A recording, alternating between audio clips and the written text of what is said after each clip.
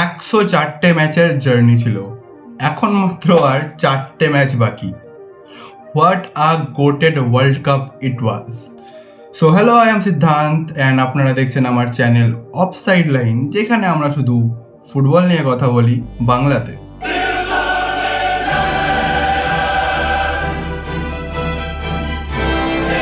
Video শুরু করার আগে thank you very much for 1K subscribers, it really means a লট।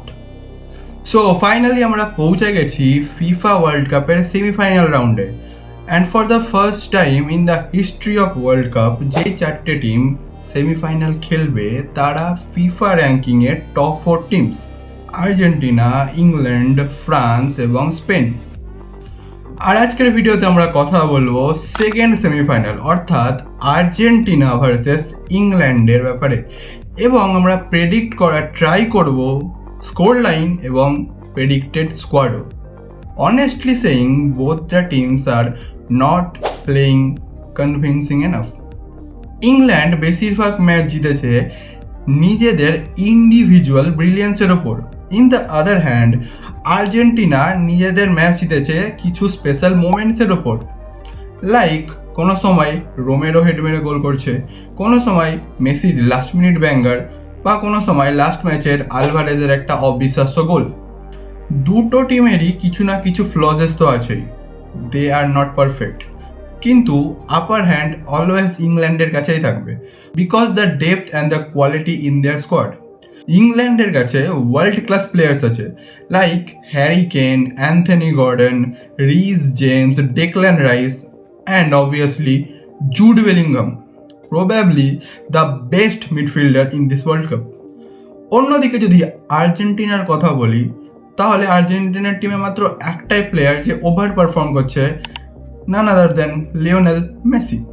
আর আর্জেন্টিনার মিডফিল্ড ভাই প্রচুর পরিমাণে আন্ডার পারফর্ম করছে, এত ভালো ভালো প্লেয়ার থাকার সত্ত্বেও পারফরম্যান্স ইজ ভেরি মিড। কিন্তু যদি ডিফেন্সের কথা বলি, রোমেরো এবং লিচা দে প্লেড ভেরি গুড, কিন্তু লাভ কি, লাস্ট 3টে নকআউট ম্যাচে 5টা গোল কনসিড করেছে। একটাই রিলিফ পয়েন্ট আর্জেন্টিনার কাছে, সেটা হলো তাদের স্ট্রাইকার যারা এতদিন কোনো পারফরমেন্স আনতে পারছিল না, তারা সুইজারল্যান্ডের বিরুদ্ধে দুজনাই খুব ভালো পারফরমেন্স দিয়েছে। তো নেক্সট ম্যাচের জন্য তাদের কনফিডেন্স হাই থাকবে। This was A plus point for Argentina.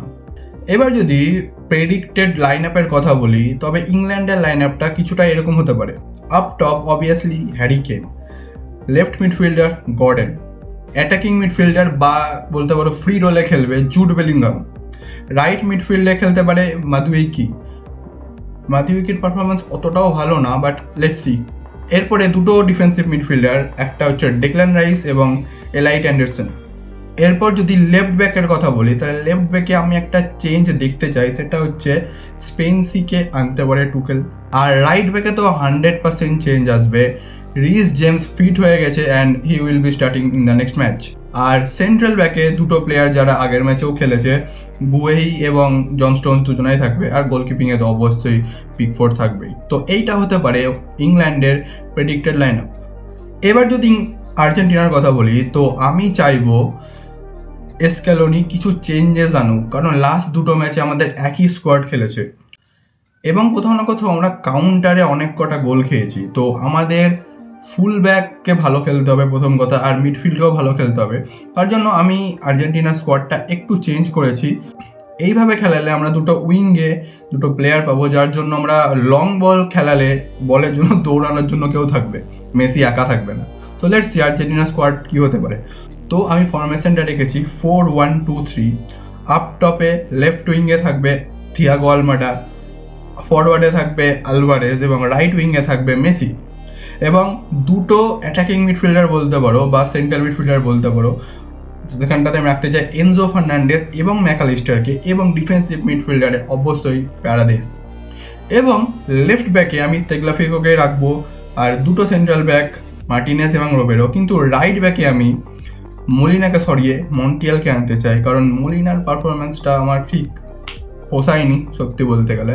আর গোলকিপিংয়ে অবশ্যই আমাদের মার্টিনেস তো থাকবেই, আর বেঞ্চ থেকে ডিপল, সাথে আমাদের নিকো গঞ্জালেজ, সাথে আমাদের নিকো পাজও আসতে পারে। লেটস সি আমাদের স্ক্যালোনি কী করে, এটা তো তার উপর নির্ভর করছে।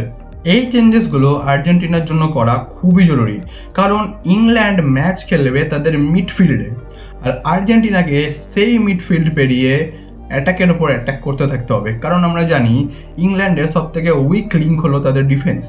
সো আর্জেন্টিনা চাইলে পেনিট্রেট করতে পারে, কিন্তু তার জন্য আমাদের কিছু চেঞ্জেস দরকার।